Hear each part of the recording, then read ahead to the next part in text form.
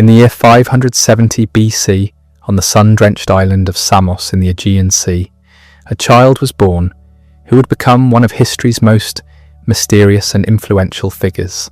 His name was Pythagoras, and the world he entered was a place where gods walked among mortals, where mathematics was sacred, and where the boundary between genius and madness was razor-thin.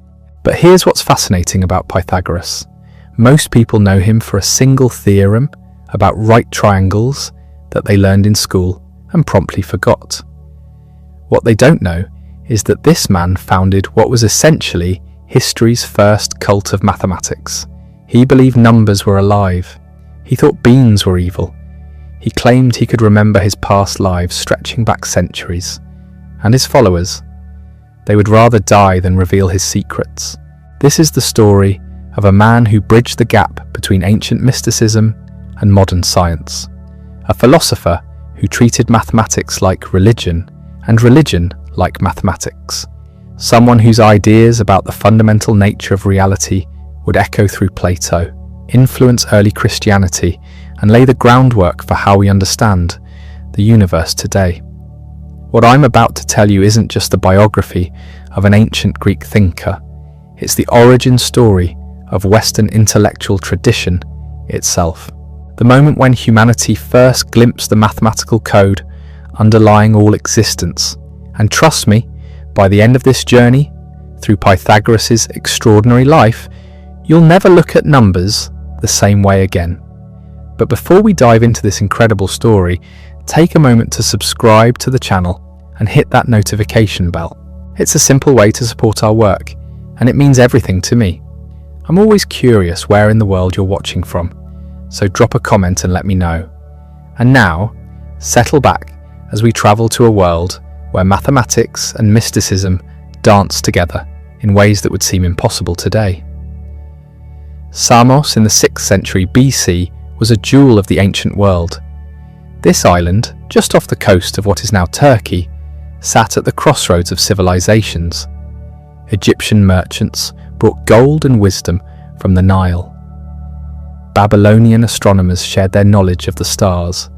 Persian traders carried spices and strange new ideas about the soul.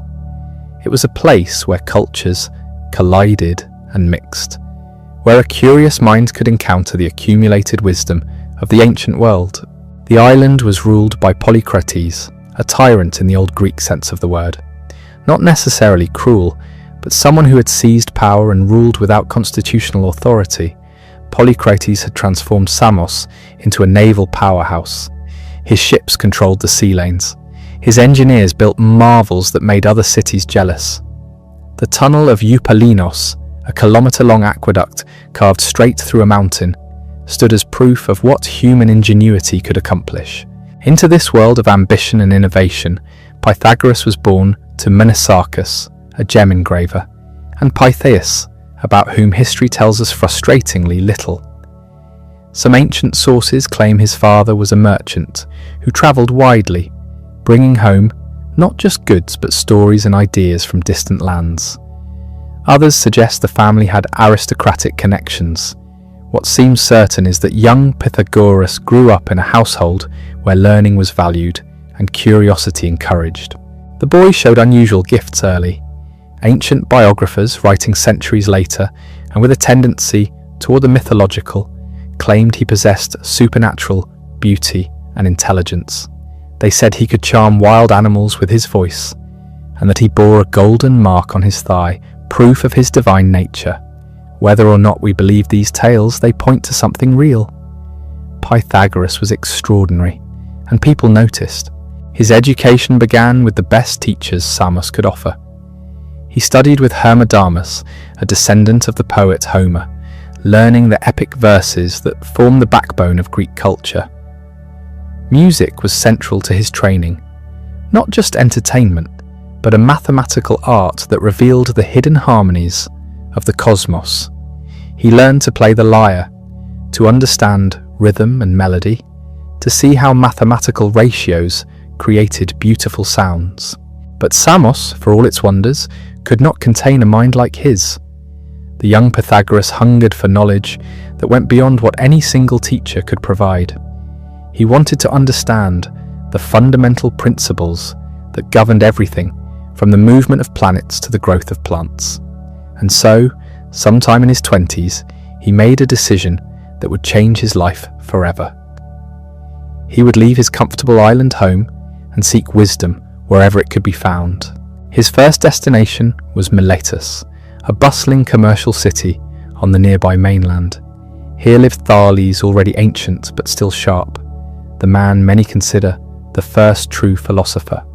Thales had shocked the Greek world by predicting a solar eclipse and by claiming that everything was made of water. More importantly, he had introduced something revolutionary: the idea that natural events had natural causes, not just the whims of gods. Pythagoras found in Thales a kindred spirit, someone who believed that mathematics and careful observation could unlock the secrets of existence. The old man taught him geometry, astronomy, and something even more valuable: a way of thinking that looked beyond surface appearances to underlying patterns and principles. But Thales, now in his 80s, knew his time was limited.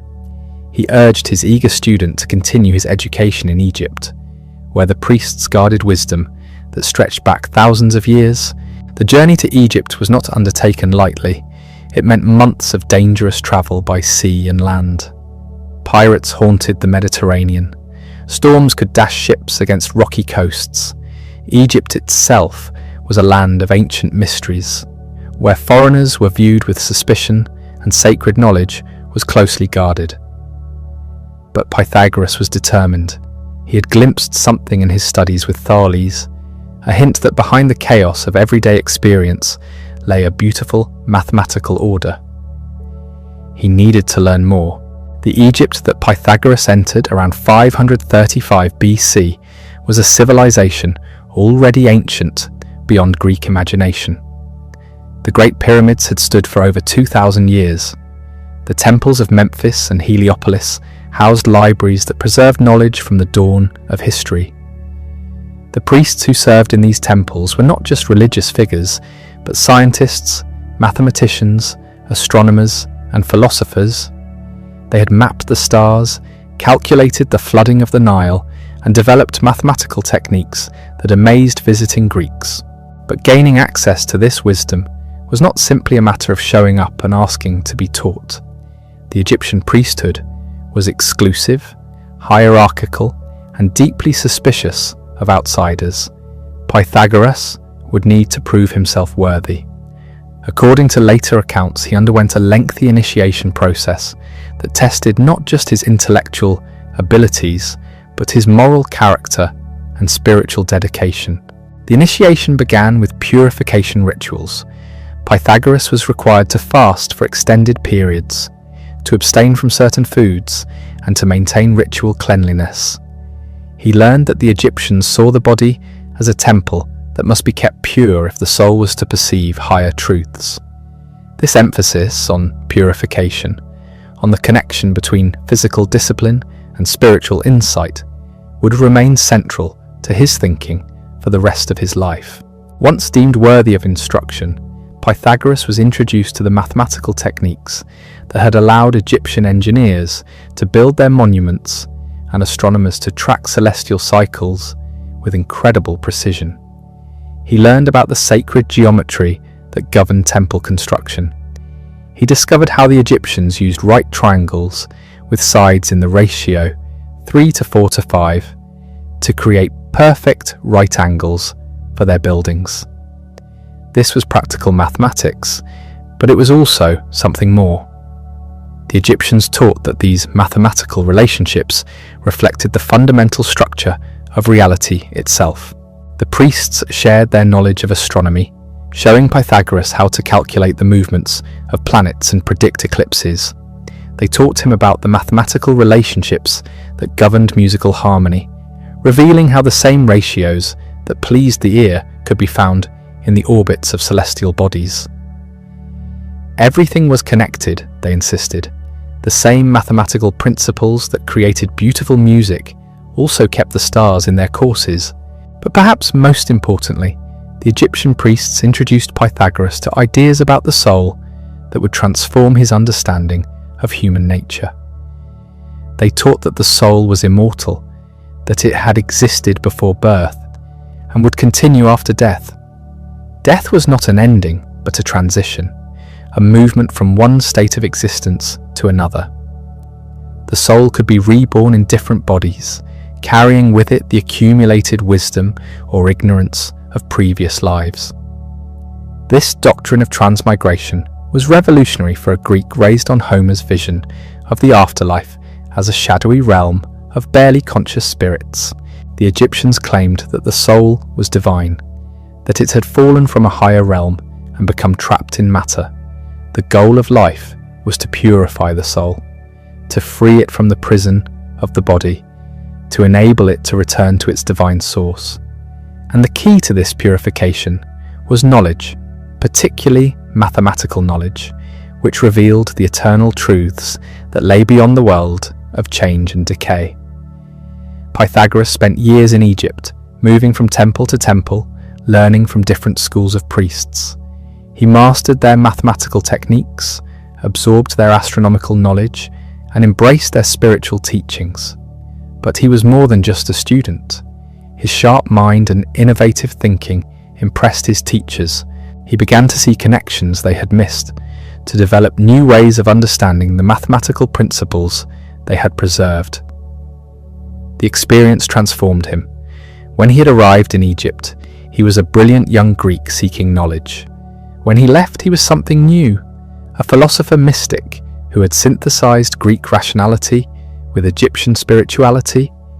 He carried with him not just techniques and facts, but a vision of reality as fundamentally mathematical, a universe where numbers were not just tools for calculation, but the very substance of existence. But his education was not complete. Egypt had given him a foundation, but there were other traditions to explore, other sources of wisdom to tap. His next destination would be Babylon, the great city of the East where astronomer priests had mapped the heavens with extraordinary precision and developed mathematical techniques that surpassed even those of Egypt. The journey from Egypt to Babylon was long and perilous, crossing deserts and navigating the complex politics of the Persian Empire. But Pythagoras was no longer the young seeker who had left Samos years earlier. He was becoming something unprecedented in the ancient world, a synthesizer of traditions, someone who could take the best insights from different cultures and weave them into something new and powerful. The Babylon that Pythagoras entered around 530 BC was unlike anything he had ever seen. This was the crown jewel of the Persian Empire, a city of hanging gardens and towering ziggurats where the very air seemed to hum with intellectual energy. The Babylonians had been studying the stars for over a millennium, and their knowledge of astronomy was legendary throughout the ancient world. But gaining access to this knowledge would prove even more challenging than his trials in Egypt. The Babylonian priest astronomers were notoriously secretive. Their mathematical techniques closely guarded state secrets. These men didn't just predict eclipses for religious ceremonies. They advised kings on matters of war and peace based on their readings of celestial omens. Their knowledge was power, and power was not shared lightly. Pythagoras found himself in a city where mathematics had reached heights that seemed almost magical. The Babylonians had developed a sophisticated number system based on 60 rather than 10, allowing them to perform calculations of stunning complexity. They could predict the positions of planets years in advance. They had discovered mathematical relationships in the movements of celestial bodies that wouldn't be rediscovered in the West for over 1,000 years. What fascinated Pythagoras most was their approach to numbers themselves. Unlike the practical Egyptian mathematics he had learned, Babylonian number theory seemed to touch something deeper. They had discovered what we now call the Pythagorean theorem centuries before Pythagoras was born, using it not just for construction, but as a key to understanding the hidden structure of reality. They saw numbers as having personalities, relationships, and powers that went far beyond mere counting. The Babylonians taught him about what they called perfect numbers and friendly numbers, mathematical relationships that seemed to reveal a cosmic harmony.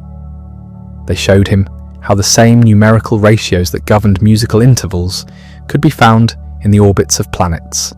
The universe, they insisted, was not random chaos but a vast musical composition written in the language of mathematics. But it was their understanding of the mystical properties of numbers that truly captured Pythagoras' imagination. The Babylonians had developed an elaborate numerology that assigned spiritual significance to different numbers. One represented unity, the divine source from which all things emerged.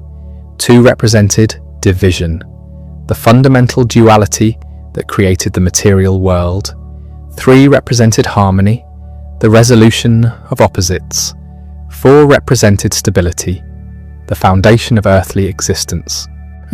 These weren't arbitrary assignments, but reflected deep philosophical insights about the nature of reality. Numbers, the Babylonians taught, were not human inventions but divine principles that existed independently of human thought. To understand numbers was to understand the mind of the gods.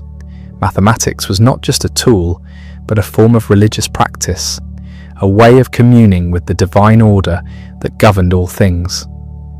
Pythagoras spent months learning their computational techniques, mastering their astronomical calculations, and absorbing their numerical mysticism. But he was also developing his own insights, seeing patterns and connections that even his learned teachers had missed. He began to envision a grand synthesis that would combine the geometric insights of Egypt with the numerical mysticism of Babylon and the rational inquiry he had learned from Thales. The political situation in Babylon was becoming increasingly unstable. The Persian Empire was vast but unwieldy, and rebellions were brewing in distant provinces. Foreign scholars like Pythagoras were viewed with growing suspicion. It was time to move on, but his destination this time was not another centre of learning. He had decided to return to the Greek world, carrying with him the accumulated wisdom of three great civilizations. The journey home was fraught with danger. The Persian Empire was mobilizing for war against the Greek cities, and travel between east and west was becoming increasingly difficult. Pirates controlled many sea routes, and overland travel meant crossing territories where bandits preyed on wealthy merchants and foreign scholars. But Pythagoras had learned more than just mathematics and astronomy during his years abroad. He had also acquired the confidence and resourcefulness of a man who had survived in alien cultures. When he finally reached the Aegean Sea and caught sight of familiar Greek islands, Pythagoras was no longer the young seeker who had left Samos decades earlier. He was now a master of ancient wisdom, someone who had penetrated the deepest mysteries of the most learned civilizations on Earth. But he was also something entirely new, a philosopher who had synthesized traditions that had never been combined before. His first stop was not Samos but Crete, where he had heard of ancient traditions that might shed light on the mystical practices he had encountered in the East. The Cretans preserved memories of the old Minoan civilization, with its mysterious snake goddesses and elaborate purification rituals. Here Pythagoras encountered ideas about spiritual transformation that complemented what he had learned about the transmigration of souls. The Cretan mysteries taught that the soul could be purified through ritual practices and moral discipline. They spoke of initiates who could remember their past lives, who could communicate with the spirits of the dead, who could even achieve a kind of temporary union with the divine. These were not mere superstitions, but sophisticated techniques for altering consciousness and expanding awareness. Pythagoras found himself particularly drawn to their teachings about the relationship between music and spiritual transformation. The Cretans used specific musical modes and rhythms in their ceremonies, claiming that certain combinations of sounds could induce trance states and facilitate contact with higher realms. This resonated powerfully with the mathematical understanding of music he had gained in Egypt and Babylon. He began to experiment with combining the numerical principles he had learned with the practical techniques of spiritual transformation preserved in Crete. Music became his laboratory, the place where abstract mathematical relationships could be tested through direct experience. He discovered that when he tuned his lyre according to precise mathematical ratios and played specific sequences of notes, he could indeed induce altered states of consciousness in himself and others. But these experiences raise profound questions. If mathematical relationships could produce such powerful effects on human consciousness, what did that say about the nature of reality itself? Were numbers merely human concepts projected onto an indifferent universe, or were they fundamental features of existence that human minds could discover and use? Pythagoras was developing a revolutionary answer to these questions. Numbers, he was beginning to believe, were not just tools for describing reality. They were reality. Everything that existed, from the smallest grain of sand to the largest star, was fundamentally mathematical in nature. The physical world was simply numbers made manifest, divine principles taking temporary form in matter. This insight would transform not just his own understanding, but the entire trajectory of Western thought. He was standing at the threshold of discoveries that would influence Plato, shape early Christianity, and lay the foundation for modern science. But he was also about to face the greatest challenge of his life. Returning to the Greek world meant confronting the political realities that had driven him to seek wisdom abroad in the first place. The Samos he returned to was no longer the prosperous independent island of his youth. Polycrates had overreached himself, making enemies of powerful neighbours and finally falling victim to a Persian trap. The island was now under Persian control, its independence destroyed, its spirit broken.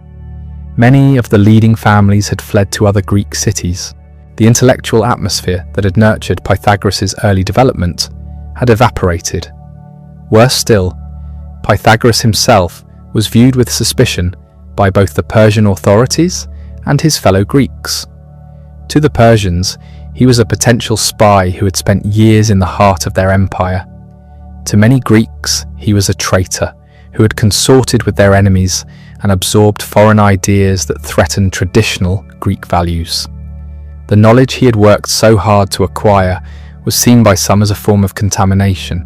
But Pythagoras had not spent decades learning the deepest secrets of ancient civilizations only to be silenced by provincial prejudices. He had a mission now, a vision of how mathematical wisdom could transform human society. If Samos was no longer receptive to his teachings, he would find another place where his ideas could take root and flourish. His eyes turned westward to the Greek colonies of southern Italy. This region, known as Magna Graecia, was experiencing an intellectual renaissance. Cities like Croton, Metapontum, and Tarentum were attracting philosophers, mathematicians, and artists from across the Greek world. Here, far from the political turmoil of the Eastern Aegean, new ideas could flourish without the suspicion that plagued the old homeland. Croton particularly caught his attention.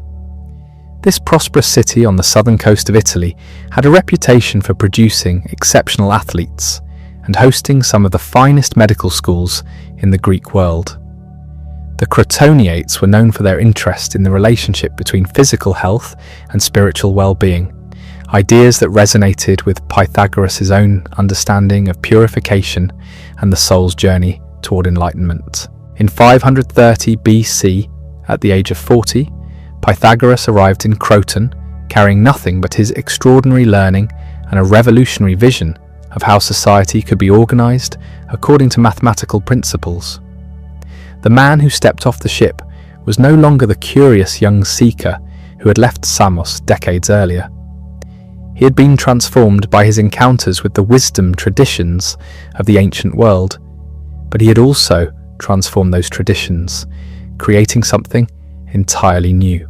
His appearance alone marked him as different. Where other philosophers dressed simply, Pythagoras wore the white robes that had become his trademark during his time in Egypt. His bearing was that of a man who had communed with the divine, who carried within himself secrets that could unlock the mysteries of existence. When he spoke, people listened, not just because of his words, but because of the presence he radiated.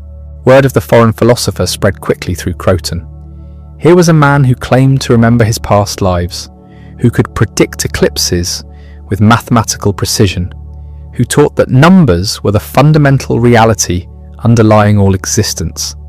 Some dismissed him as a charlatan or a madman, but others, particularly among the city's educated elite, found themselves drawn to his teachings with an intensity that surprised them. His first public lectures drew curious crowds. Pythagoras spoke not in the technical language of mathematics, but in metaphors and stories that made abstract concepts accessible to ordinary listeners. He told of his travels, of the wisdom he had encountered in distant lands, but always he returned to his central theme. The universe was not chaos but cosmos, order, a vast mathematical symphony in which every element played its assigned part. He demonstrated musical harmonies, showing how mathematical ratios created beautiful sounds. He drew geometric diagrams in the sand, revealing the elegant relationships that governed space and form. He spoke of the movements of planets as a celestial dance choreographed by numerical laws. Everything was connected, he insisted, and the key to understanding these connections was mathematics. But Pythagoras was not content merely to teach abstract principles. He had a more ambitious goal. He wanted to create a community where these principles could be lived, where mathematical wisdom could transform not just individual understanding, but the very structure of society. This would be more than a school. It would be a new way of life, a demonstration of how human beings could organize themselves according to divine mathematical laws. The community he envisioned would be radically different from anything that existed in the Greek world. Its members would share property in common, recognizing that mathematical truth belonged to everyone and could not be owned by individuals. They would follow strict dietary laws, understanding that what they ate affected their ability to perceive higher truths. They would practice disciplines of silence and contemplation, creating the mental clarity necessary for mathematical insight. Most revolutionary of all, the community would include women as equal members. This was almost unthinkable in a culture where women were largely excluded from intellectual life. But Pythagoras had seen in Egypt how priestesses served alongside priests in the temples, how women could achieve the same spiritual insights as men. Mathematics, he argued, was neither male nor female, but universal, accessible to any soul capable of rational thought. The first converts to his vision were drawn primarily from Croton's aristocratic families. These were people who had the leisure to pursue philosophical study and the wealth to support a new kind of community. But they were also individuals who felt something missing in their conventional lives, who sensed that beneath the surface of everyday existence lay deeper truths waiting to be discovered. Among his earliest followers was a wealthy young man named Alcmaeon, who would become one of the first to develop the medical theories that Pythagoras taught. Alcmaeon was fascinated by the philosopher's claim that the body was a microcosm of the universe, governed by the same mathematical principles that ruled the stars. Under Pythagoras' guidance, he began to investigate the numerical ratios that governed health and disease. Another early disciple was Theano, a brilliant young woman from a prominent Crotoniate family who would eventually become Pythagoras' wife and closest collaborator. Theano possessed a mathematical mind that could match her teachers, and she brought to the community a practical wisdom that helped translate abstract philosophical principles into workable social arrangements. The growing band of followers began to call themselves the Pythagoreans, though they also used other names that reflected their unique character. Sometimes they called themselves the mathematikoi, the learners, emphasizing their commitment to continuous study and growth. Other times they used the term acousmatikoi, the listeners, referring to their practice of silent attention during Pythagoras' teachings.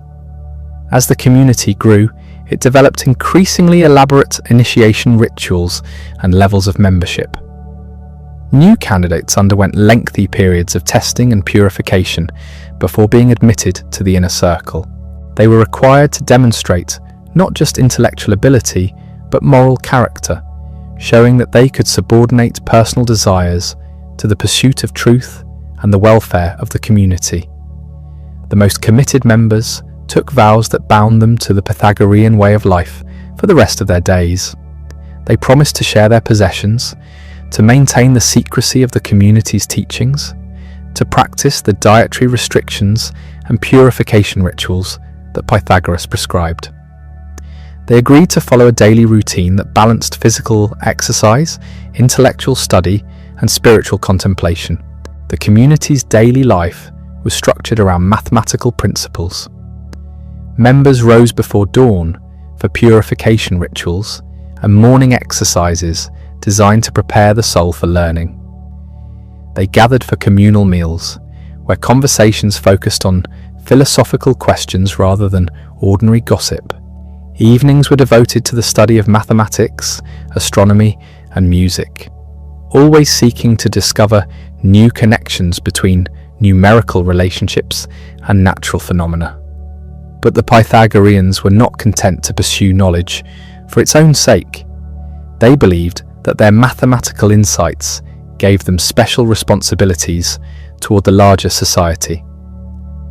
Several members became active in Crotoniate politics, attempting to implement reforms based on Pythagorean principles. They advocated for more equitable distribution of wealth, for educational systems that emphasized mathematical training, for legal codes based on rational principles rather than mere tradition. Their political influence grew rapidly. Within a few years of Pythagoras' arrival, Pythagoreans held key positions in Croton's government and were implementing policies that reflected their philosophical commitments.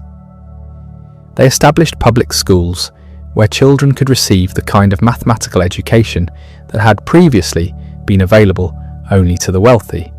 They reformed the legal system to emphasize rehabilitation rather than punishment, believing that crime resulted from ignorance rather than inherent evil. The success of the Pythagorean experiment in Croton attracted attention throughout the Greek world. Other cities invited Pythagoras to establish communities in their territories.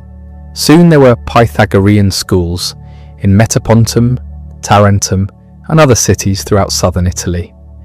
The movement was becoming more than a philosophical school, it was becoming a force for social transformation. But success brought new challenges. As the Pythagoreans gained political power, they also made enemies among those who felt threatened by their reforms. Traditional aristocrats resented the community's emphasis on merit rather than birth. Democrats were suspicious of what they saw as an intellectual elite, claiming special authority based on esoteric knowledge. Ordinary citizens were sometimes put off by the Pythagorean strict lifestyle and their claims to superior wisdom.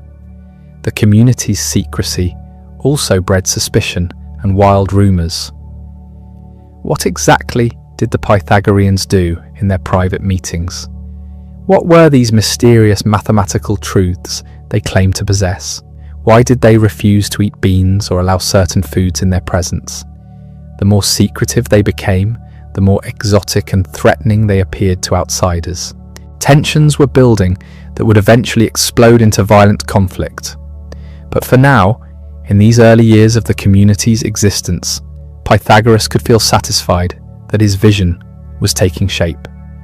He had created something unprecedented, a society organized around mathematical principles, a living demonstration of how divine wisdom could transform human relationships.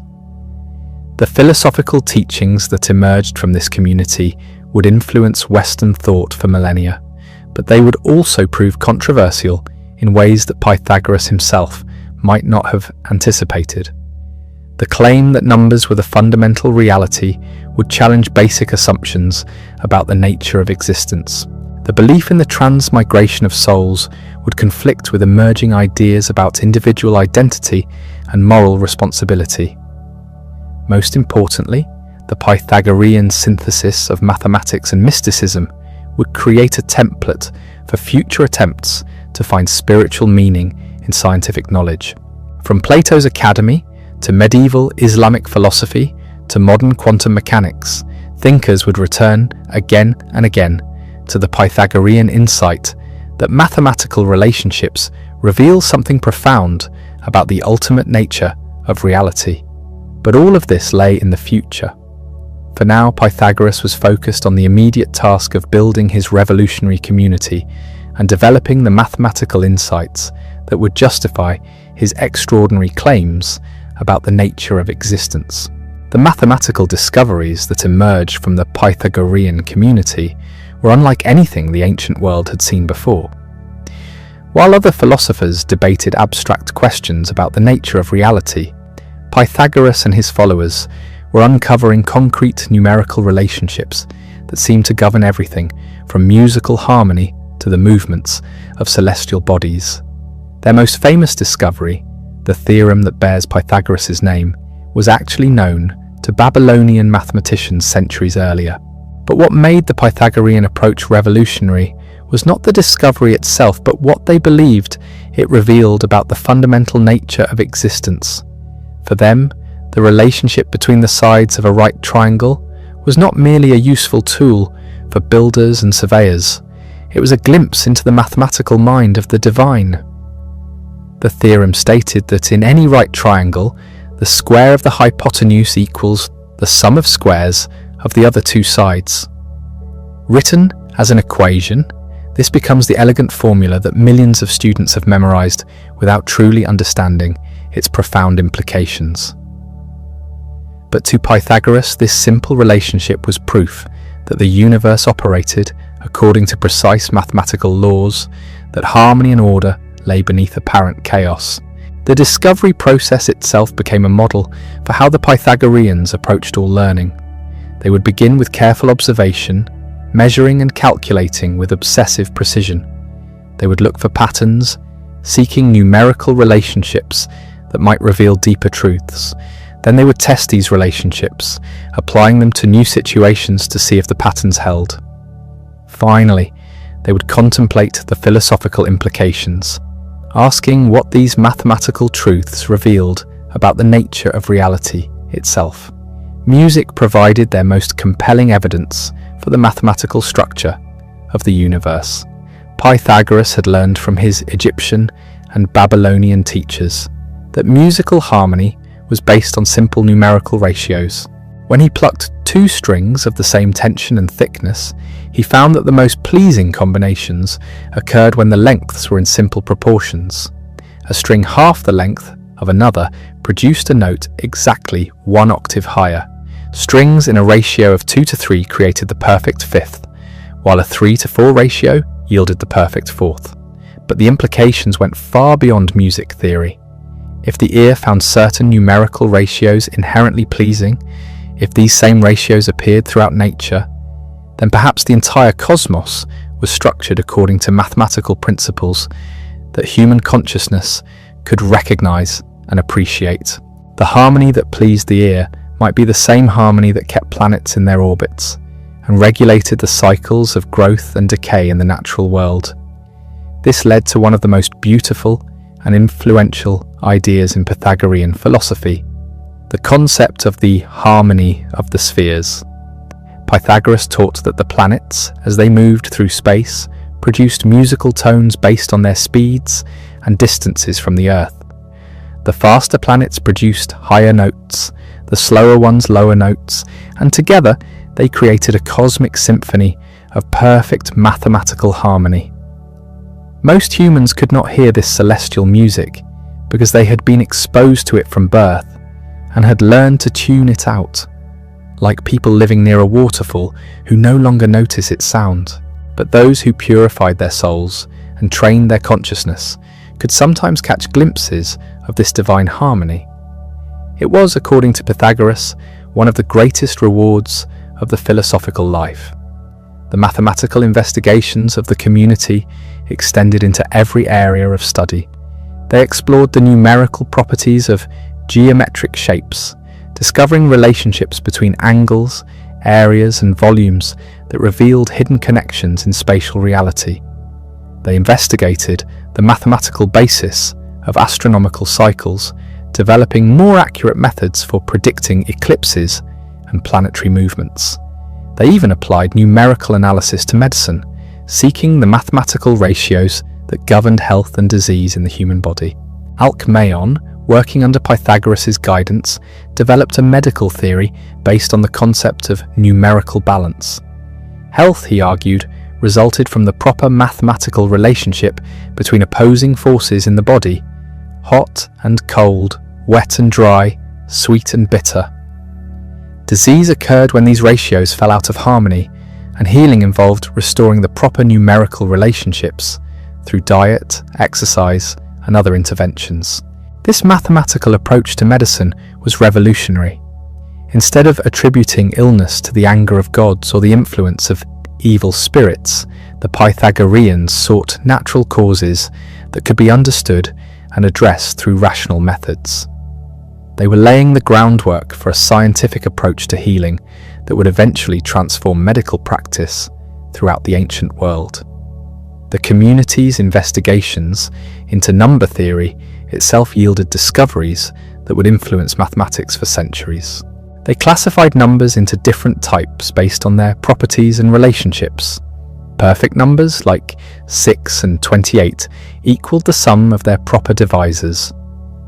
Triangular numbers could be arranged in triangular patterns. Square numbers formed perfect squares when represented as dots. Each type of number was believed to have not just mathematical properties, but spiritual significance. Odd numbers were considered masculine and divine, associated with unity and wholeness. Even numbers were feminine and earthly, representing division and multiplicity. The number 1 was not really a number at all, but the source from which all numbers emerged, the mathematical equivalent of the divine unity from which all existence flowed. The number 10 held special significance as the sum of the first 4 integers, 1 plus 2 plus 3 plus 4. The Pythagoreans called this the tetractys and considered it the most sacred of all numerical relationships. It represented the progression from unity to multiplicity, from the divine source through the stages of creation to the manifest world. They swore their most solemn oaths by the tetractys, treating it with the reverence other Greeks reserved for the gods. But perhaps the most profound discovery of the Pythagorean school was also the most disturbing. While investigating the properties of right triangles, they discovered numbers that could not be expressed as simple fractions. When they applied their theorem to a right triangle with sides of length 1, they found that the hypotenuse had a length that could not be written as the ratio of 2 whole numbers. This discovery of what we now call irrational numbers created a crisis within the Pythagorean community. If numbers were the fundamental reality underlying all existence, how could there be numerical relationships that could not be expressed in terms of the simple ratios they considered divine? The discovery threatened the very foundation of their mathematical mysticism. Legend has it that the Pythagorean who first proved the existence of irrational numbers was sworn to secrecy, and when he violated this oath by sharing the discovery with outsiders, he was expelled from the community or even killed. Whether or not this dramatic story is true, it reflects the profound challenge that irrational numbers posed to Pythagorean philosophy. The community's response to this crisis revealed both their intellectual honesty and their deep commitment to their philosophical framework. Rather than suppressing the discovery or denying its implications, they worked to understand how irrational numbers could fit within their vision of a mathematically ordered universe. They developed new ways of thinking about numerical relationships that could accommodate these troublesome quantities while preserving their fundamental insight about the mathematical nature of reality. This intellectual flexibility was characteristic of the Pythagorean approach to learning. Despite their reputation for dogmatic adherence to strange rules and beliefs, they were actually remarkably open to new evidence and willing to revise their theories when confronted with compelling mathematical proof. Their commitment was not to any particular set of doctrines, but to the underlying principle that reality could be understood through careful mathematical investigation. The practical applications of their mathematical discoveries began to transform life in the cities where Pythagorean communities had taken root. Their improved astronomical calculations led to more accurate calendars and better navigation techniques. Their architectural innovations, based on mathematical principles of proportion and harmony, resulted in buildings of unprecedented beauty and structural integrity. Their medical theories contributed to more effective treatments for various ailments, but it was their political influence that would ultimately prove most controversial. The Pythagoreans believed that their mathematical insights gave them special qualifications for leadership. They argued that just as mathematical laws govern the natural world, so human society should be organized according to rational principles discoverable through philosophical investigation. This led them to advocate for what they called the rule of the wise, a form of government where political power would be exercised by those who had achieved the highest levels of mathematical and philosophical understanding. It was an early version of what Plato would later call the rule of philosopher kings, and it proved just as problematic in practice as it would in Plato's Republic. The Pythagorean vision of rational government included several radical innovations. They proposed that laws should be based on mathematical principles rather than tradition or the arbitrary will of rulers. They advocated for educational systems that would give all citizens access to mathematical training, believing that an educated populace was necessary for a just society. They even suggested that economic relationships should be governed by mathematical concepts of proportion and fairness. Some of these ideas were implemented in the cities where Pythagoreans gained political influence. Croton, in particular, became a testing ground for Pythagorean political theory. The city's laws were revised to emphasize rational principles over traditional customs. Public funds were devoted to mathematical education. Economic policies attempted to create more equitable distribution of wealth based on mathematical concepts of proportional justice. For a time, these experiments seemed successful. Croton prospered under Pythagorean influence, achieving new levels of cultural sophistication and economic stability. Other cities sought to implement similar reforms, and the Pythagorean movement spread throughout southern Italy and beyond. But the very success of the Pythagorean political experiment contained the seeds of its eventual destruction.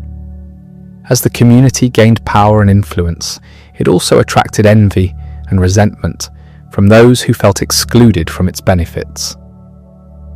The emphasis on mathematical education and rational governance appealed to intellectuals and the wealthy, but it often seemed cold and elitist to ordinary citizens who valued traditional ways of life. Moreover, the Pythagorean claim to possess special wisdom that qualified them for political leadership struck many as arrogant and dangerous. Democracy was beginning to emerge as an alternative to traditional aristocratic rule, and the idea that a self-selected group of philosophers should govern based on their mathematical insights seemed to many like a new form of tyranny disguised as enlightenment. The community's secretive nature only added to the suspicions surrounding them.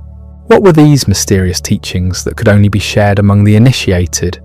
Why did the Pythagoreans refuse to explain their beliefs to outsiders?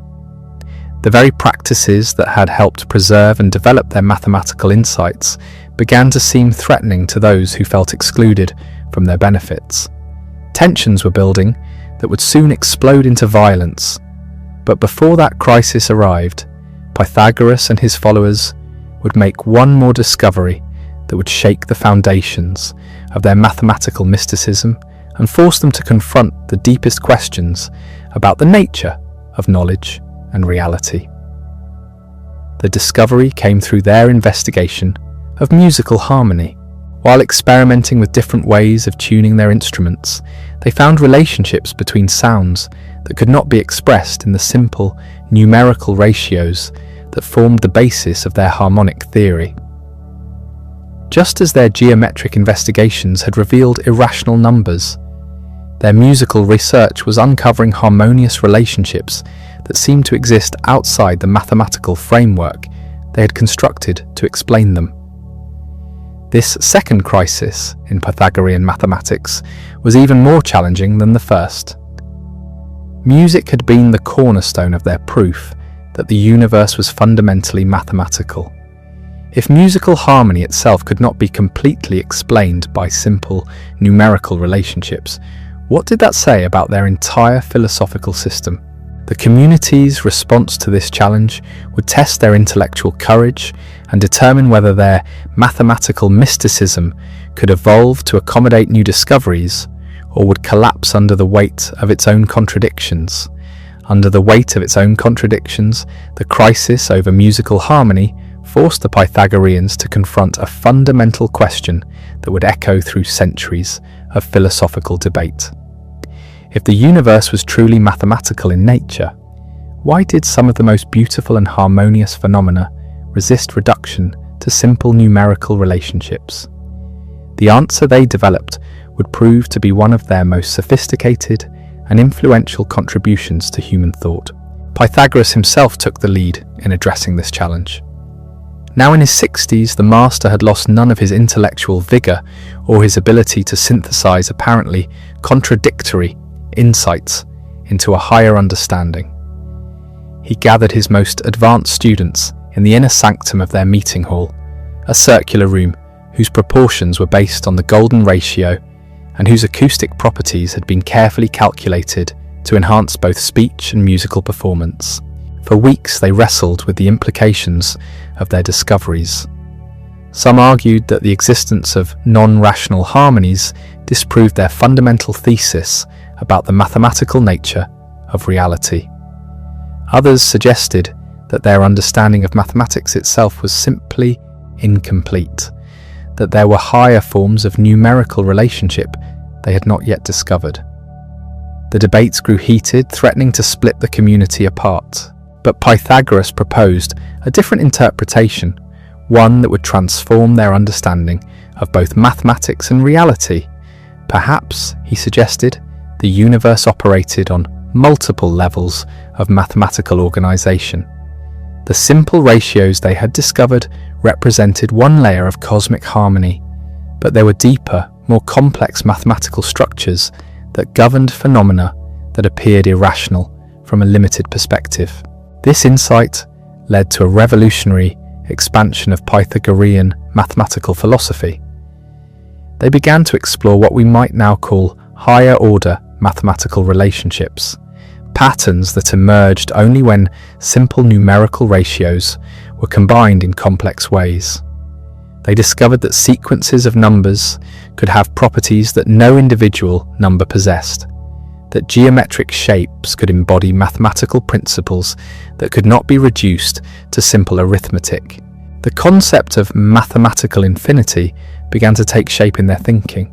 If numbers extended endlessly in both directions, if geometric figures could be divided infinitely, then perhaps the universe itself was structured as an infinite hierarchy of mathematical relationships. What appeared irrational at one level might reveal its underlying mathematical nature when viewed from a higher perspective. This new understanding of mathematics as a multi-layered, infinitely complex system had profound implications for their spiritual teachings. The soul's journey through multiple lifetimes, they now realized, was itself a process of ascending through different levels of mathematical understanding. Each incarnation offered opportunities to grasp new aspects of the cosmic mathematical order, to perceive patterns that had been invisible from lower levels of consciousness. The purification practices that had always been central to Pythagorean life took on new meaning in light of these insights. Dietary restrictions, meditation exercises, and mathematical study were not arbitrary rules, but carefully designed methods for preparing the mind to perceive increasingly subtle mathematical relationships. The goal was not simply to understand individual theorems, but to develop the kind of consciousness that could apprehend the infinite mathematical symphony of existence itself. This evolved Pythagorean philosophy began to attract a new generation of followers who were drawn not just to mathematical discoveries, but to the promise of spiritual transformation through mathematical contemplation. Among these new disciples was a young man named Empedocles, who would later become famous for his theory of the four elements, and Parmenides, whose logical arguments about the nature of being would influence Plato and shape the entire tradition of Western metaphysics. But the community's growing sophistication in mathematical philosophy was accompanied by increasing isolation from the practical concerns of ordinary citizens. The more abstract their teachings became, the less accessible they seemed to people who were struggling with the basic challenges of daily life. The gap between the Pythagorean elite and the broader population was widening, creating resentments that would soon boil over into violence. The political situation in Croton was becoming increasingly unstable. The city's traditional aristocratic families resented the influence of what they saw as foreign interlopers who had gained power through mysterious knowledge rather than inherited status. Democratic factions opposed what they viewed as an intellectual tyranny that excluded ordinary citizens from political participation. Even some former supporters of the Pythagoreans began to question whether their rule had become too removed from popular concerns. The community's response to these mounting tensions revealed both their strengths and their fatal weaknesses. Their commitment to rational discourse and mathematical precision made them excellent at solving technical problems, but poor at understanding the emotional and symbolic dimensions of political conflict. They approached political opposition as if it were a mathematical error that could be corrected through better arguments and clearer explanations. Pythagoras himself seemed increasingly detached from these worldly concerns. Now approaching 70, he spent most of his time in contemplation and advanced mathematical research, leaving the day-to-day management of both the community and their political activities to younger disciples. This withdrawal from active leadership created a vacuum that was filled by followers who lacked his wisdom and diplomatic skills. The crisis came to a head around 510 BC, sparked by a seemingly minor incident that revealed the depth of popular resentment against Pythagorean influence. A young man named Cylon, from one of Croton's most prominent traditional families, had applied for membership in the Pythagorean community and been rejected.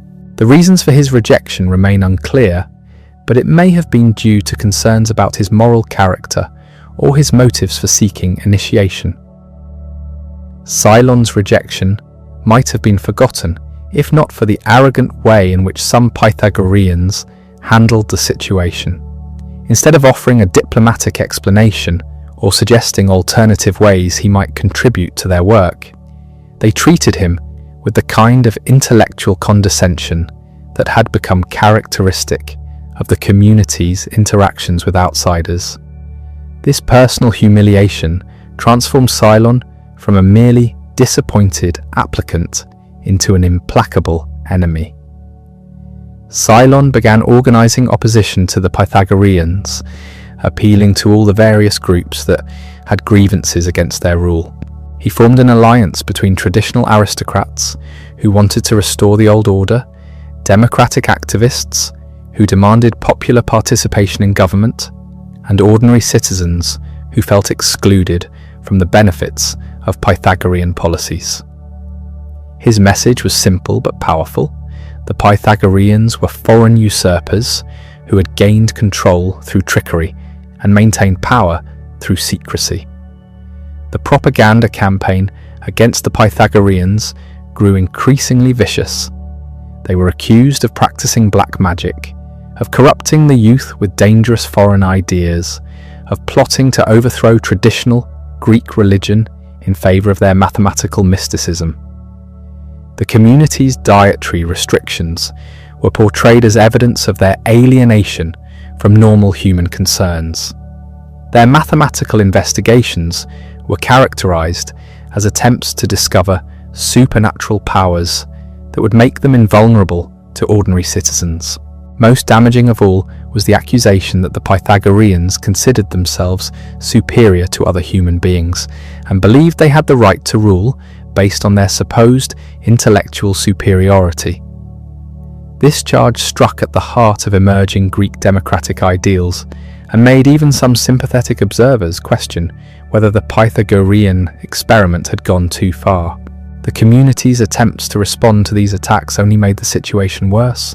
Their explanations of their mathematical philosophy sounded like incomprehensible jargon to ordinary citizens. Their insistence on the rational basis of their policies seemed like arrogant dismissal of popular concerns. Their appeals to the benefits their rule had brought to Croton appeared to confirm accusations that they saw themselves as the city's natural superiors. As tensions mounted, violence became increasingly likely. Cylon's followers began disrupting Pythagorean meetings and threatening individual community members. Several prominent Pythagoreans were attacked in the streets. The city's government, still dominated by Pythagorean supporters, struggled to maintain order without appearing to use their power to silence legitimate opposition. Pythagoras himself finally emerged from his scholarly retirement to address the crisis. Now 70 years old, his hair white and his face lined with age, he nevertheless retained the magnetic presence that had first attracted followers decades earlier. In a series of public speeches, he attempted to explain the Pythagorean philosophy in terms that ordinary citizens could understand, and to address the specific grievances that had been raised against his community. His speeches were masterpieces of reasoned argument and emotional appeal. He reminded his listeners of the prosperity and cultural achievements that Croton had enjoyed under Pythagorean influence. He explained that their mathematical investigations were not attempts to gain supernatural powers, but efforts to understand the divine order that governed all existence. He insisted that their goal was not to rule over others, but to help all human beings achieve their highest potential through education and moral development. For a moment, it seemed that Pythagoras might succeed in diffusing the crisis through the power of rational discourse. Many citizens who had been swept up in Cylon's campaign began to reconsider their opposition. Even some of Cylon's supporters were moved by the old philosopher's obvious sincerity and his genuine concern for the welfare of the city. But the forces that had been unleashed were too powerful to be contained by words alone. Cylon and his inner circle were committed to the complete destruction of Pythagorean influence, and they recognized that this might be their only opportunity to achieve that goal. They had invested too much in their campaign to accept any compromise that would leave the Pythagoreans with significant power. The violence began on a festival day when many Pythagoreans had gathered in their meeting hall for a special ceremony. Cylon's followers, armed with clubs and torches, surrounded the building and demanded that the Pythagoreans surrender their political offices and leave Croton immediately.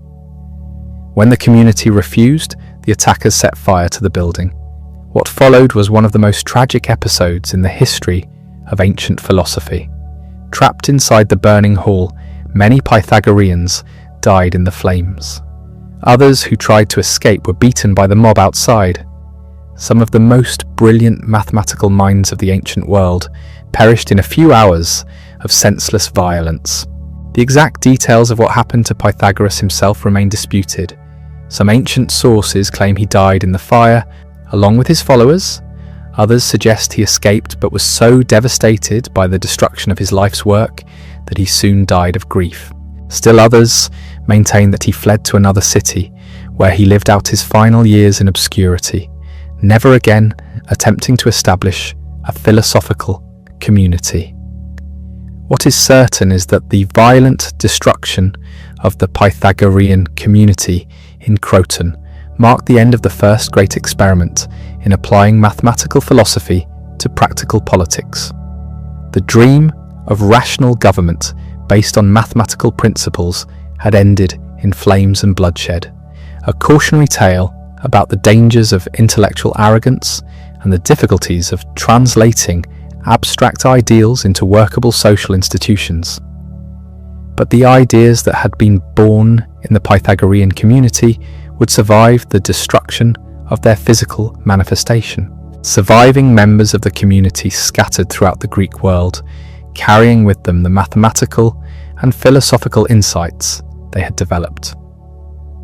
Some established new schools in other cities, others became travelling teachers, spreading Pythagorean ideas wherever they went.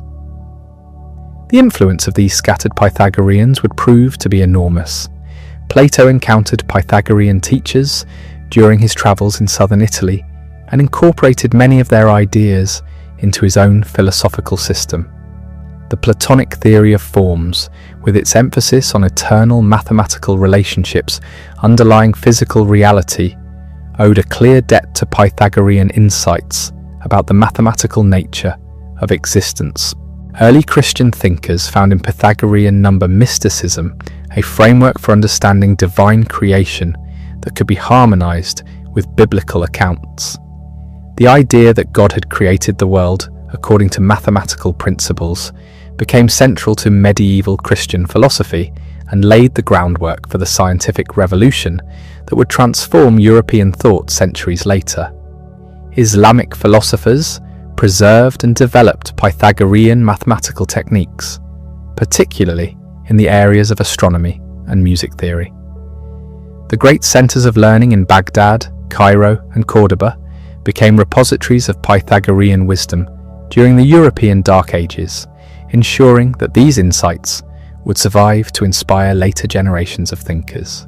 Even the practical applications of Pythagorean mathematics continued to evolve and spread. Their geometric techniques influenced architectural developments throughout the Mediterranean world. Their astronomical calculations contributed to more accurate navigation methods that enabled the age of exploration. Their medical theories helped lay the foundation for more systematic approaches to healing. But perhaps the most important legacy of the Pythagorean experiment was its demonstration that mathematics could serve as more than just a practical tool for solving everyday problems. Pythagoras and his followers had shown that mathematical investigation could be a form of spiritual practice, a way of approaching the deepest questions about the nature of reality and the meaning of human existence. This insight would resurface again and again throughout Western intellectual history.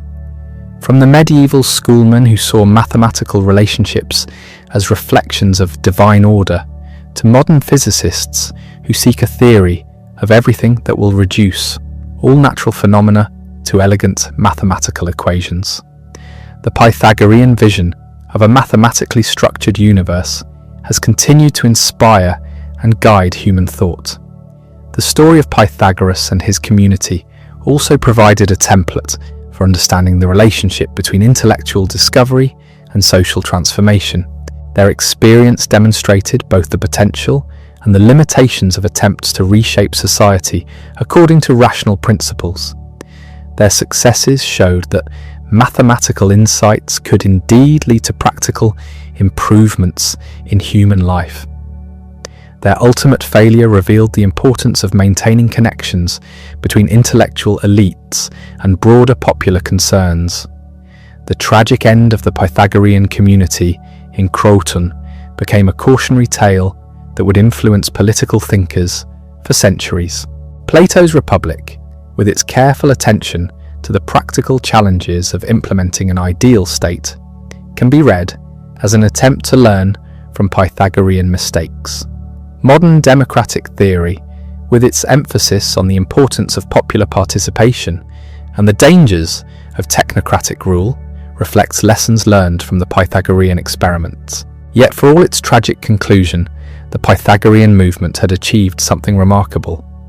In the space of a few decades, a small community of philosophical investigators had revolutionized human understanding of mathematics, astronomy, music, medicine, and politics.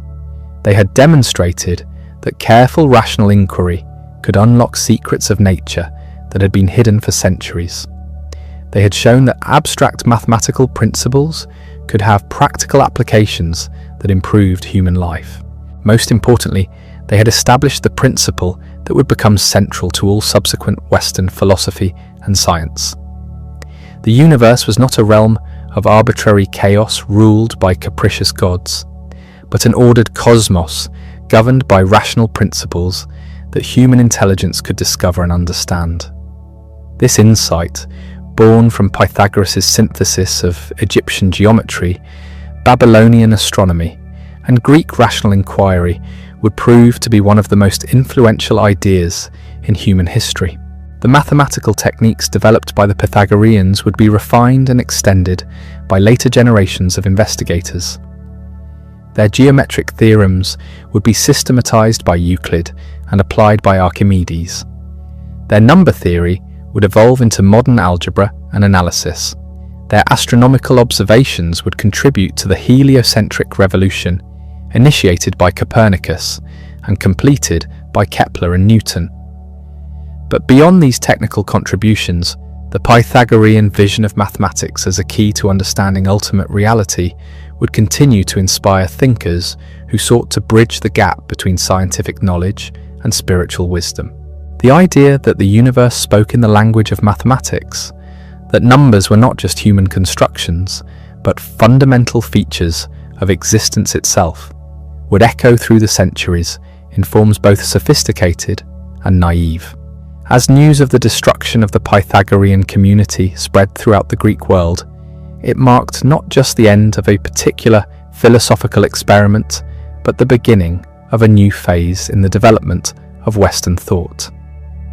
The questions that Pythagoras had raised about the relationship between mathematics and reality, between knowledge and power, between intellectual insight and social responsibility, would continue to challenge and inspire future generations of thinkers. The mathematical mysticism that had flourished in the gardens and meeting halls of Croton would find new expressions in the academy that Plato would establish in Athens, in the House of Wisdom that would arise in Baghdad, in the universities that would transform medieval Europe, and in the research institutes that would drive the scientific revolution of the modern era. The flames that consumed the Pythagorean meeting hall in Croton sent smoke signals across the ancient world, but they could not burn away the ideas that had been forged within those walls.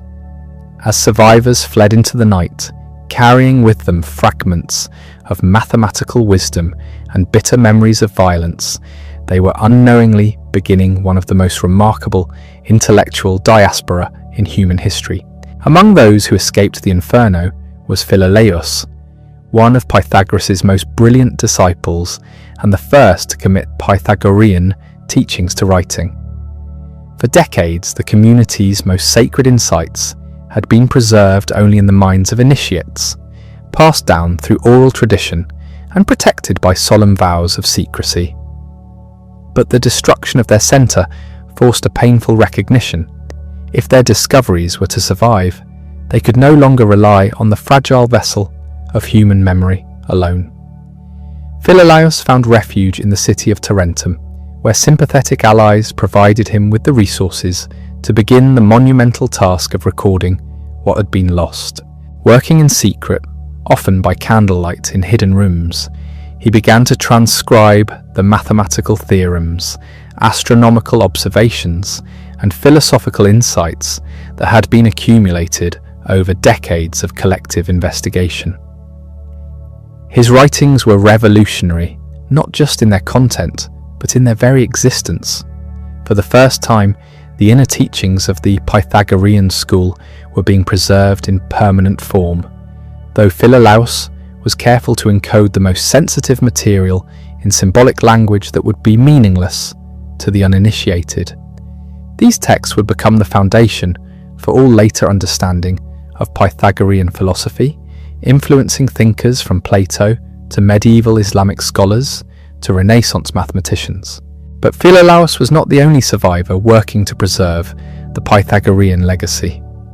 Across southern Italy and Sicily, scattered groups of former community members were establishing new schools and attracting new students. These were not attempts to recreate the grand experiment of Croton, but smaller, more modest efforts to continue the mathematical and philosophical investigations that had been so brutally interrupted.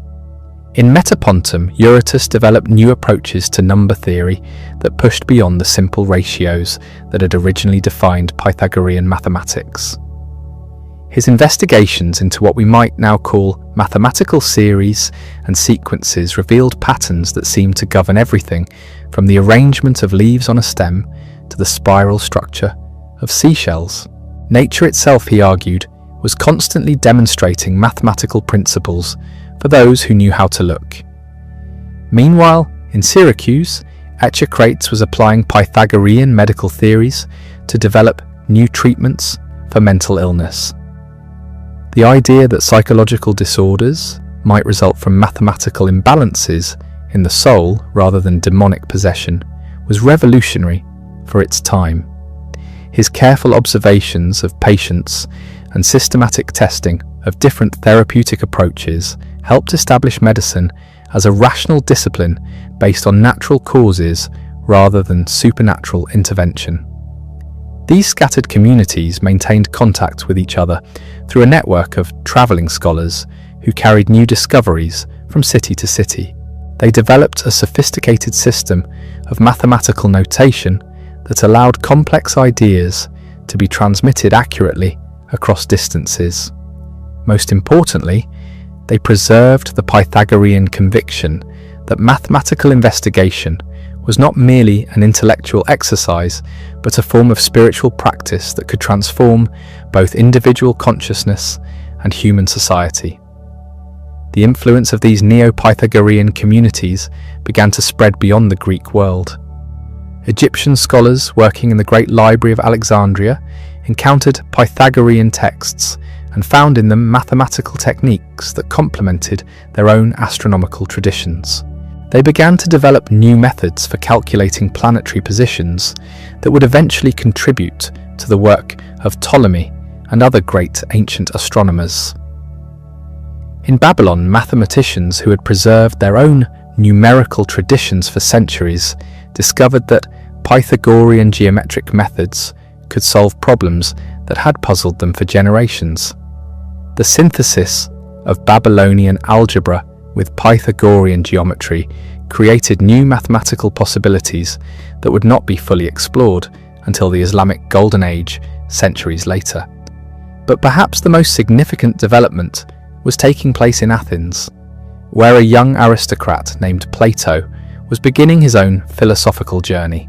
Plato had grown up hearing stories about the Pythagorean experiment in Croton, and the violent destruction of that community had left a deep impression on his developing political philosophy. How could rational governance be achieved without falling into the trap of intellectual arrogance that had doomed the Pythagoreans? When Plato travelled to southern Italy in his 30s, he sought out surviving Pythagorean teachers and spent months studying their mathematical methods and philosophical insights. The experience was transformative. He encountered in Pythagorean thought a vision of reality that perfectly complemented his own emerging ideas about the relationship between the physical world and eternal truths. The Pythagorean theory of forms, the idea that mathematical relationships represented eternal realities that existed independently of the physical world, became central to Plato's own philosophical system. His famous allegory of the cave, with its distinction between shadows on the wall and the true reality beyond, owed a clear debt to Pythagorean teachings about the illusory nature of sensory experience and the superior reality of mathematical truth. But Plato also learned from the political failures of the Pythagorean experiment. His Republic, with its careful attention to the education of guardians and the gradual introduction of philosophical ideas to the broader population, can be read as an attempt to avoid the mistakes that had led to the destruction of the Pythagorean community. Where the Pythagoreans had assumed that mathematical wisdom automatically qualified them for political leadership, Plato recognized the need for a more sophisticated understanding of the relationship between knowledge and power. The academy that Plato established in Athens became, in many ways, a continuation of the Pythagorean tradition adapted to new circumstances. Like the original Pythagorean community, it emphasized the centrality of mathematics to philosophical education. Students were required to master geometry and arithmetic before moving on to higher philosophical studies. The famous inscription over the academy's entrance, "Let no one ignorant of geometry enter here," reflected the Pythagorean conviction that mathematical training was essential for understanding ultimate reality. But unlike the secretive Pythagorean communities, the academy was relatively open to outside scrutiny and participation. Plato had learned that intellectual isolation bred suspicion and resentment among those excluded from its benefits. His school sought to influence society through education and persuasion rather than direct political control, avoiding the confrontations that had destroyed the Pythagorean experiment. The mathematical curriculum at the academy built directly on Pythagorean foundations while extending their insights in new directions. Students studied not just the practical applications of geometric theorems, but their philosophical implications. They learned to see mathematical relationships as glimpses into a higher realm of perfect forms that existed beyond the changing world of physical experience. This Platonic synthesis of Pythagorean mathematics with broader philosophical inquiry proved extraordinarily influential.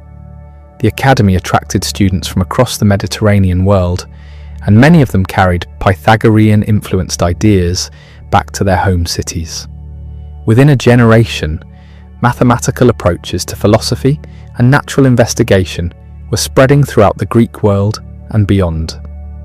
One of the most remarkable developments was the emergence of mathematical astronomy as a systematic discipline, building on Pythagorean insights about numerical relationships in celestial movements. Academy-trained scholars began developing geometric models that could predict planetary positions with unprecedented accuracy. These models would eventually evolve into the sophisticated astronomical systems of Hipparchus and Ptolemy that dominated scientific thought for over a millennium. The Pythagorean influence also spread into other areas of intellectual inquiry. In medicine, the idea that health resulted from mathematical balance among bodily elements inspired new approaches to diagnosis and treatment. In music theory, Pythagorean insights about numerical ratios led to more sophisticated understanding of harmonic relationships and the development of new musical scales and instruments. Even in practical arts like architecture and engineering, Pythagorean mathematical principles began to influence design and construction. The proportional relationships that Pythagoras had discovered in musical harmony were applied to building design, creating structures that seemed to embody mathematical beauty in physical form. The Parthenon, completed during this period, reflected these influences in its careful attention to geometric ratios and proportional relationships. But the most profound legacy of the Pythagorean tradition lay in its transformation of how humans understood their place in the cosmos. Before Pythagoras, most ancient peoples saw the universe as fundamentally chaotic, ruled by capricious gods whose actions could not be predicted or understood. The natural world was mysterious and threatening, a realm where human reason had little power. The Pythagorean vision replaced this chaotic cosmos with an ordered universe governed by mathematical laws that human intelligence could discover and comprehend. This was not just an intellectual revolution, but a spiritual one. If the universe operated according to rational principles, then human beings, as rational creatures, were not aliens in a hostile cosmos, but participants in a grand mathematical symphony. This insight had profound implications for how people understood their moral and spiritual responsibilities. If the universe was mathematically ordered, then human society should be organized according to rational principles as well as. Justice was not arbitrary, but could be understood through mathematical concepts of proportion and balance. Virtue was not a matter of following arbitrary rules, but of bringing one's soul into harmony with the mathematical structure of reality itself. The Pythagorean influence on early Christian thought was particularly significant. Christian theologians found in Pythagorean number mysticism a framework for understanding divine creation that could be harmonized with biblical accounts. The idea that God had created the world according to mathematical principles, that number and proportion reflected divine wisdom, became central to Christian philosophy and would later inspire the scientific revolution.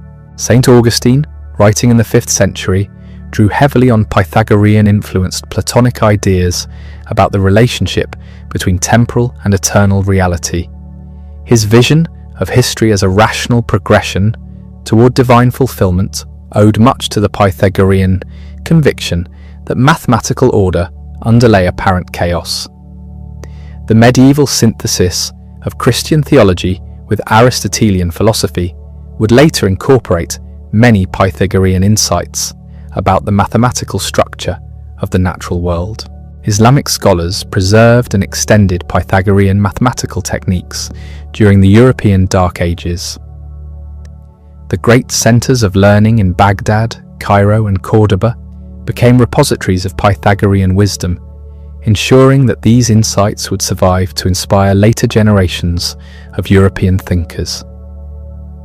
Islamic mathematicians like Al-Khwarizmi and Al-Kindi built directly on Pythagorean foundations in developing algebra and advancing geometric knowledge. The rediscovery of Pythagorean texts during the Renaissance sparked new interest in mathematical approaches to understanding nature. Figures like Leonardo da Vinci and Johannes Kepler saw themselves as continuing the Pythagorean tradition of seeking mathematical harmony in natural phenomena. The scientific revolution that transformed European thought in the 16th and 17th centuries was, in many ways, a fulfillment of the Pythagorean vision of a mathematically comprehensible universe. Modern physics, with its search for mathematical laws that govern everything from subatomic particles to galactic clusters, represents the latest chapter in a story that began with Pythagoras and his followers on the island of Samos over 2 millennia ago. When contemporary scientists speak of the universe as fundamentally mathematical, when they seek elegant equations that can describe all natural phenomena, they are echoing insights first articulated in the meeting halls and gardens of ancient Pythagorean communities. The tragic destruction of the original Pythagorean experiment in Croton had forced a painful recognition about the relationship between intellectual achievement and political power. But it had also demonstrated the remarkable resilience of ideas that capture fundamental truths about reality. The flames that consumed their meeting hall could destroy buildings and kill individuals, but they could not eliminate insights that had already taken root in human consciousness. As the scattered survivors of the Pythagorean communities continued their work in new locations and under new circumstances, they were unknowingly laying the foundation for intellectual traditions that would shape human thought for millennia to come. Their conviction that reality was fundamentally mathematical, that human reason could comprehend cosmic order, that knowledge brought both power and responsibility, would echo through centuries of philosophical, scientific, and spiritual inquiry. The story of Pythagoras and his followers had become more than just an episode in ancient Greek history. It had become a template for understanding how revolutionary ideas emerge, spread, encounter resistance, and ultimately transform human consciousness. Their example would inspire countless later thinkers who sought to bridge the gap between abstract knowledge and practical wisdom, between individual insight and social transformation. The mathematical techniques they developed would be refined and extended by later generations of investigators. Their geometric theorems would be systematized by Euclid and applied by Archimedes. Their astronomical observations would contribute to the work of Copernicus and Kepler. Their number theory would evolve into modern algebra and mathematical analysis. But beyond these technical contributions, the Pythagorean vision of mathematics as a key to understanding ultimate reality would continue to inspire thinkers who sought to find meaning and purpose in scientific knowledge. The idea that the universe spoke in the language of mathematics, that rational investigation could reveal divine truths, would take new forms in each generation while maintaining its essential character. The questions that Pythagoras had raised about the relationship between mind and reality, between mathematical knowledge and spiritual wisdom, between individual enlightenment and social responsibility, would continue to challenge and inspire future generations of thinkers. In laboratories and universities, in observatories and research institutes, in the quiet moments when a scientist glimpses an elegant pattern underlying apparent chaos, the spirit of Pythagorean inquiry lives on. The legacy of Pythagoras extends far beyond the mathematical theorems and philosophical insights that emerged from his communities. In the centuries following the destruction of Croton, something remarkable began to happen. The ideas that had been forged in those secretive meeting halls started appearing in places and forms that would have astonished their original creators. In the bustling marketplaces of Alexandria, merchants used geometric principles to calculate fair prices and optimal shipping routes. Egyptian engineers applied Pythagorean techniques to design irrigation systems that maximized agricultural productivity. The practical mathematics that had once been the closely guarded secret of an elite philosophical community was becoming part of the everyday toolkit of craftsmen and traders throughout the Mediterranean world. But this democratization of mathematical knowledge came with unexpected consequences. As Pythagorean techniques spread beyond their original context, they began to evolve in ways that diverged from the master's original vision. What had been conceived as spiritual practice became practical methodology. What had been mystical revelation became mundane calculation. The tension between these two aspects of the Pythagorean inheritance would shape intellectual development for centuries to come. On one side were those who preserved the mystical dimension of mathematical inquiry, seeing in numbers and geometric relationships glimpses of divine truth that transcended material concerns. On the other were practical investigators who used mathematical techniques to solve concrete problems without necessarily accepting the metaphysical framework that had originally justified them. This split manifested most clearly in the different ways that various cultures absorbed and transformed Pythagorean ideas. In the Greek world, mathematical investigation remained closely tied to philosophical speculation about the ultimate nature of reality. Students at the academy and other philosophical schools continue to see geometry and arithmetic as stepping stones toward higher wisdom, tools for training the soul to perceive eternal truths. But in the Roman world, mathematics increasingly became a practical discipline focused on engineering, administration, and military applications. Roman engineers used geometric principles to build roads and aqueducts without necessarily embracing Pythagorean beliefs about the mystical significance of mathematical relationships. The utility of mathematical knowledge was separated from its supposed spiritual value. This pragmatic approach to mathematics would prove enormously influential in shaping later Western attitudes toward scientific knowledge. The Roman emphasis on practical results rather than theoretical understanding established a pattern that would persist through medieval and modern times.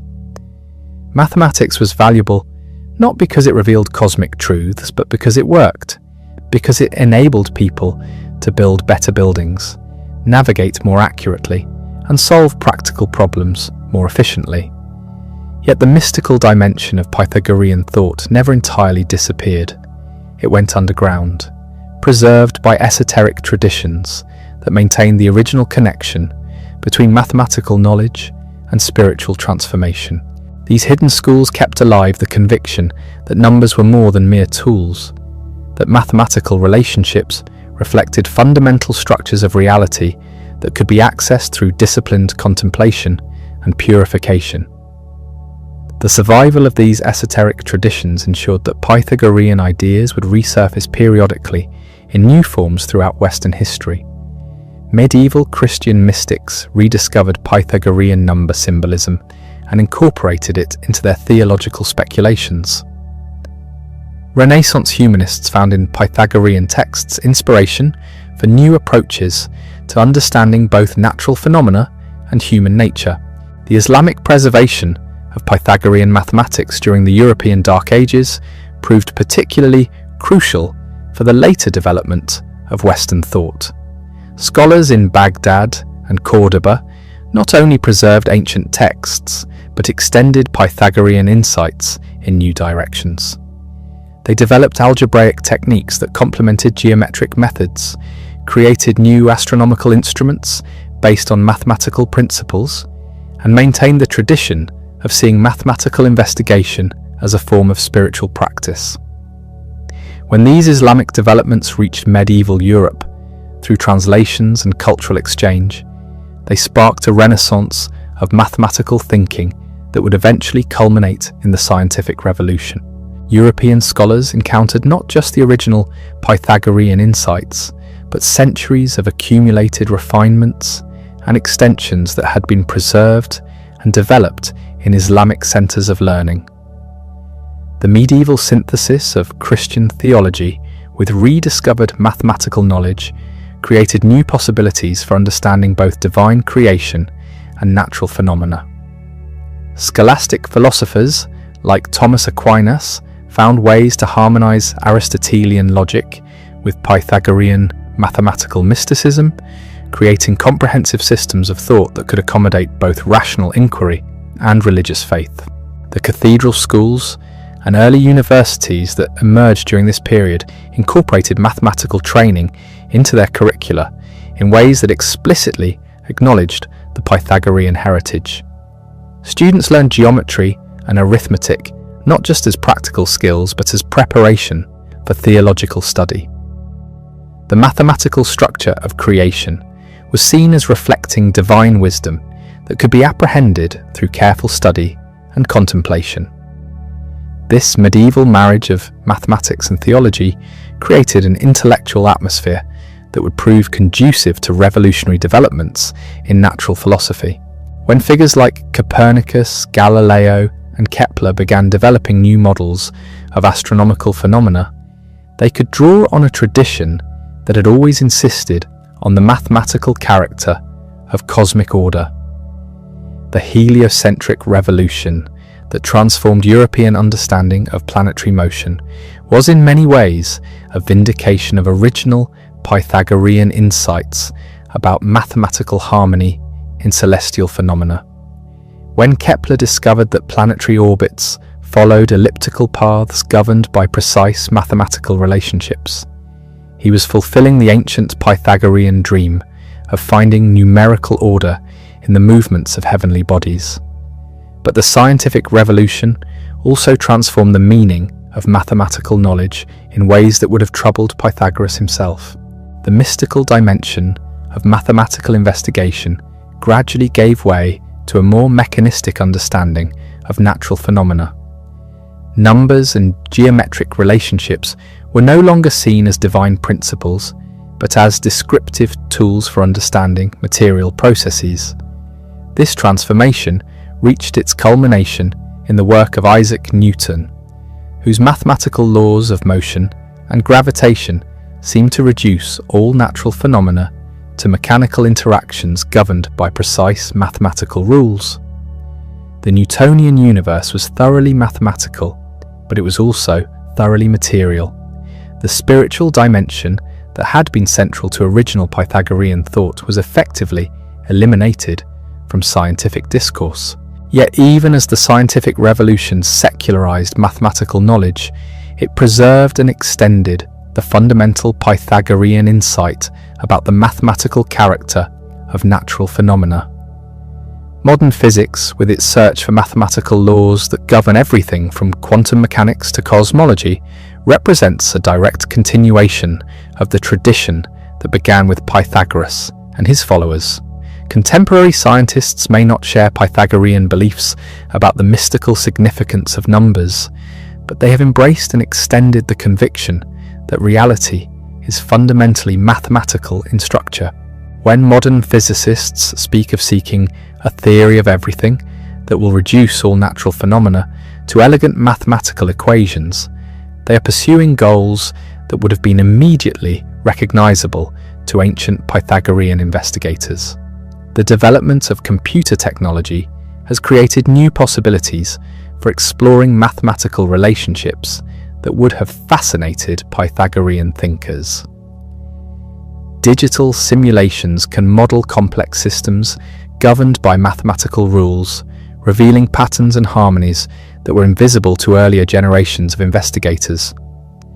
The computational power available to modern researchers allows exploration of mathematical concepts that were beyond the reach of ancient geometric and arithmetic techniques. Yet these technological advances have also raised new questions about the relationship between mathematical knowledge and reality itself. If complex natural phenomena can be accurately modeled by computer algorithms, does this confirm the Pythagorean vision of a mathematically structured universe? Or does it simply demonstrate the power of mathematical tools to approximate natural processes? The philosophical implications of these developments continue to generate debate among scientists, mathematicians, and philosophers. Some contemporary thinkers embrace what might be called neo-Pythagorean views, arguing that mathematical relationships are fundamental features of reality rather than human constructions. Others maintain more skeptical positions, seeing mathematics as useful but ultimately arbitrary systems of symbols and operations. This ongoing debate reflects tensions that were present in Pythagorean thought from the beginning. The claim that numbers and geometric relationships reveal ultimate truths about reality has always been difficult to prove or refute definitively. The practical success of mathematical methods in solving problems and predicting natural phenomena provides strong evidence for some kind of deep connection between mathematical structures and natural processes, but the precise nature of this connection remains mysterious. The social and political dimensions of Pythagorean thought have also continued to evolve and influence later developments.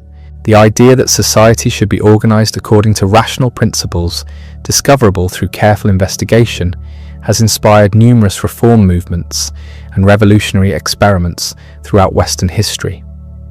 The Enlightenment philosophers of the 18th century explicitly drew on Pythagorean traditions in developing their vision of rational government and social progress.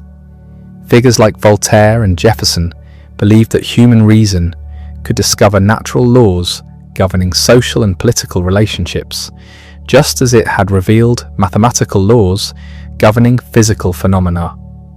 The democratic revolutions of the modern era reflected this confidence in the power of rational inquiry to improve human institutions. The American Constitution, with its careful system of checks and balances based on theoretical analysis of governmental power, embodied Pythagorean ideals about the possibility of creating just societies through the application of rational principles. Yet modern democratic societies have also had to grapple with the same tensions between expertise and popular participation that destroyed the original Pythagorean experiment in Croton. How much authority should be given to technical experts who possess specialized knowledge? How can complex policy decisions be made democratically when most citizens lack the training necessary to evaluate technical arguments? These questions have become increasingly urgent as modern societies confront challenges that require sophisticated, scientific, and mathematical analysis. Climate change, genetic engineering, artificial intelligence, and other contemporary issues involve technical complexities that far exceed the mathematical knowledge possessed by most citizens. The Pythagorean dream of rational governance based on expert knowledge conflicts with democratic ideals about popular sovereignty and political equality. The educational implications of Pythagorean thought have also continued to generate controversy and innovation. The idea that mathematical training is essential for developing rational thinking abilities has influenced educational theory and practice for centuries. Yet debates continue about how mathematics should be taught and what role it should play in general education. Some contemporary educators embrace approaches that emphasize the connections between mathematical concepts and broader philosophical questions about the nature of reality and knowledge. They see mathematics education as an opportunity to develop not just computational skills, but critical thinking abilities, an appreciation for the elegance and beauty of mathematical relationships. Others argue for more practical approaches that focus on the applications of mathematical knowledge to real-world problems. From this perspective, mathematics education should prepare students to use quantitative reasoning in their professional and personal lives rather than initiating them into abstract philosophical speculation. These debates reflect deeper questions about the purposes of education and the relationship between specialized knowledge and general cultural understanding. The Pythagorean tradition has always insisted that mathematical knowledge has value beyond its practical applications, that exposure to mathematical thinking transforms consciousness in ways that benefit both individuals and society. Yet the increasing specialization of modern knowledge has made it difficult to maintain this holistic vision. Few contemporary students have the time or inclination to master both advanced mathematics and broader humanistic learning. The synthesis of mathematical and philosophical inquiry that characterized Pythagorean education has largely given way to narrow disciplinary training that produces experts in particular fields without necessarily developing wisdom about their broader significance. The technological revolution of recent decades has created new possibilities for reviving aspects of the Pythagorean educational vision. Digital tools can make mathematical concepts more accessible to students who lack advanced technical training. Computer visualizations can reveal geometric relationships that were previously invisible. Interactive simulations can allow exploration of mathematical principles without requiring mastery of complex computational techniques. These developments suggest possibilities for educational approaches that could recapture some of the excitement and wonder that originally attracted students to Pythagorean communities. By making mathematical beauty and harmony more accessible, technology might help restore connections between mathematical knowledge and broader questions about meaning and purpose that motivated ancient Pythagorean investigations. The artistic and aesthetic dimensions of Pythagorean thought have also continued to influence cultural development in surprising ways. The idea that mathematical relationships underlie aesthetic beauty has inspired artists, musicians, composers, and architects throughout Western history. From medieval cathedral builders to contemporary digital artists, creators have sought to embody mathematical principles in their work. The development of perspective in Renaissance painting drew directly on geometric principles that originated in Pythagorean investigations. The harmonic ratios discovered by ancient Pythagorean musicians continue to influence compositional techniques in both classical and popular music. Contemporary architects still use proportional relationships derived from Pythagorean geometry in designing buildings that seem to embody mathematical harmony in physical form. Yet the relationship between mathematical structure and aesthetic experience remains as mysterious as it was in Pythagoras' time. Why do certain mathematical relationships produce experiences of beauty and satisfaction? Is this response learned through cultural conditioning, or does it reflect deeper features of human consciousness that connect us to mathematical structures in reality itself? These questions have taken on new urgency as digital technologies create unprecedented possibilities for exploring the connections between mathematical patterns and aesthetic experience. Computer-generated art and music can explore mathematical relationships that would have been impossible to realize through traditional media. Virtual reality environments can create immersive experiences of mathematical concepts that engage multiple senses simultaneously. The results of these technological experiments have been both fascinating and puzzling. Some computer-generated works based on mathematical algorithms do seem to possess genuine aesthetic power, suggesting deep connections between mathematical structure and aesthetic response. Others remain cold and mechanical, despite their mathematical sophistication, indicating that aesthetic value cannot be reduced to mathematical relationships alone. The spiritual and religious dimensions of Pythagorean thought have also continued to evolve and influence later developments, though often in forms that would have surprised the original practitioners. The idea that mathematical knowledge provides access to divine truth has inspired mystical traditions throughout Western history, from medieval Christian contemplatives to contemporary New Age movements. Many of these later developments have distorted or simplified original Pythagorean insights, reducing sophisticated mathematical and philosophical investigations to superficial numerological speculation.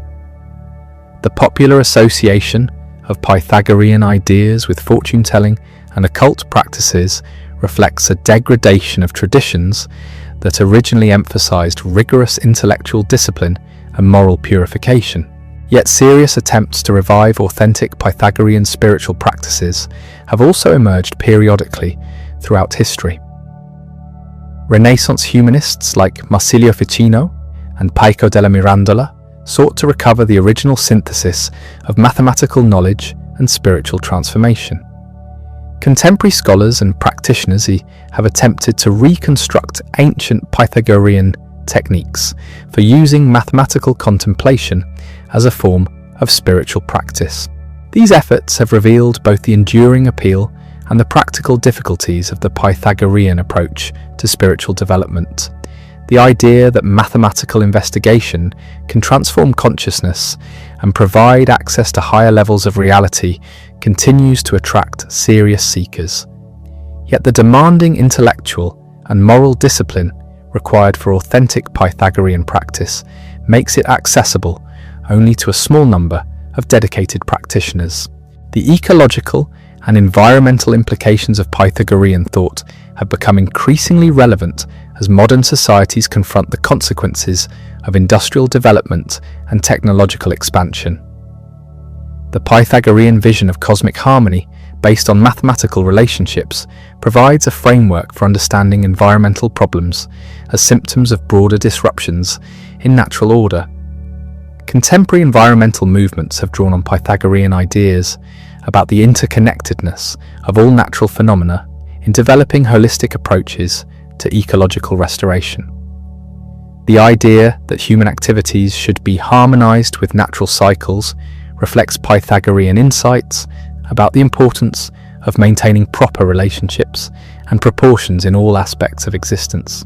Yet the practical application of these principles to contemporary environmental challenges requires sophisticated scientific and mathematical analysis that goes far beyond ancient Pythagorean capabilities.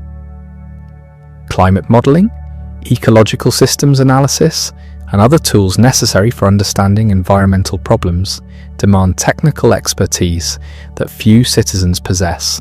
This creates another version of the familiar tension between expert knowledge and democratic participation that has plagued Pythagorean-inspired movements throughout history.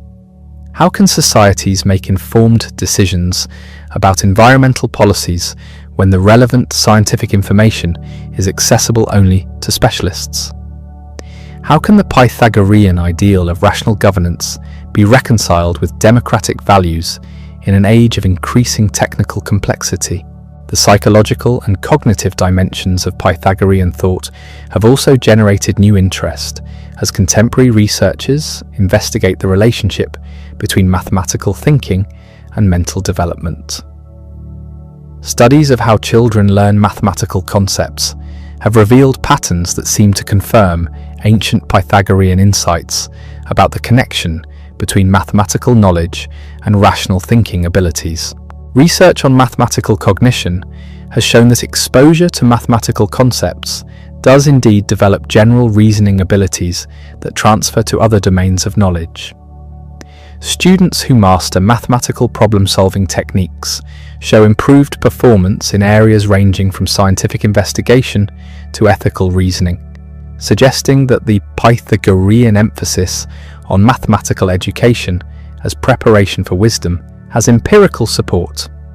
Yet contemporary psychological research has also revealed the limitations and potential dangers of overemphasizing mathematical approaches to understanding human experience.